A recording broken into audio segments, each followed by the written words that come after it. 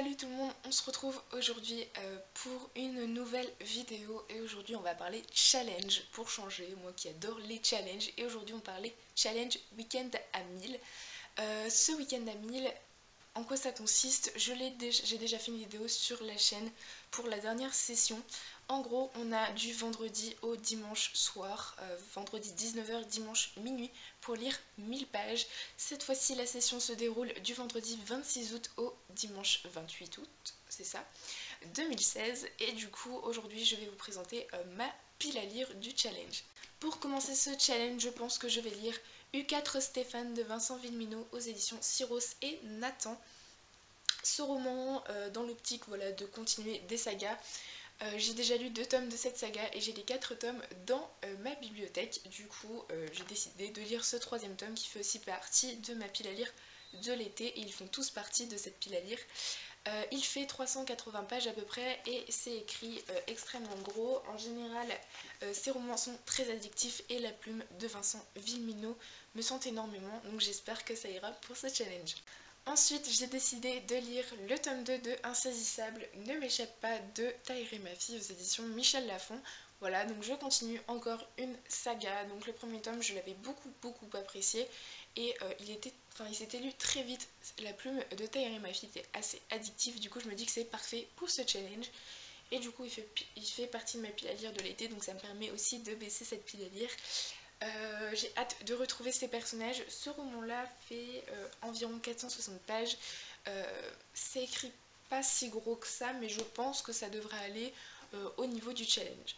Et quand j'aurai réussi à lire ces 2 romans, je serai arrivée à peu près à entre 800 et 900 pages.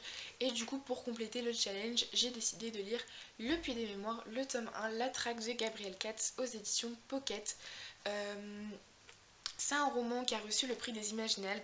Gabriel Katz, j'en ai entendu beaucoup parler sur beaucoup de chaînes de filles et de garçons qui adorent la fantasy.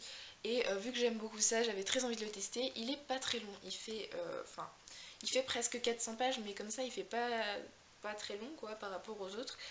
Et du coup j'ai bien compté, je devrais à peu près lire la moitié de ce roman, enfin un peu moins de la moitié, pour réussir à lire les 1000 pages.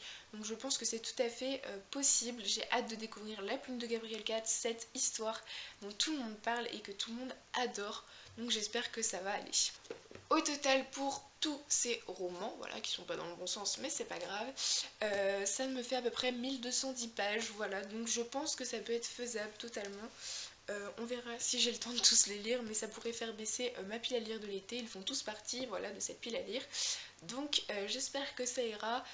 N'hésitez pas à me dire si vous participez à ce challenge. Je compte pendant ce challenge faire un vlog, voilà, sur le week-end. Et je combinerai mon vlog avec mon bilan qui sont publiés normalement le lundi ou le mardi. Je ne donne pas de date précise, mais j'ai décidé de faire un vlog vu que les vlogs pour le French Readathon avaient été très appréciés. Voilà, j'espère que vous participez à ce challenge. Je vous laisse en barre d'infos la page Facebook du challenge du week-end à 1000 afin de présenter votre pile à lire. N'hésitez pas à me dire si vous participez au challenge en commentaire et je vous souhaite de très bonnes lectures et je vous dis à très bientôt. Bye!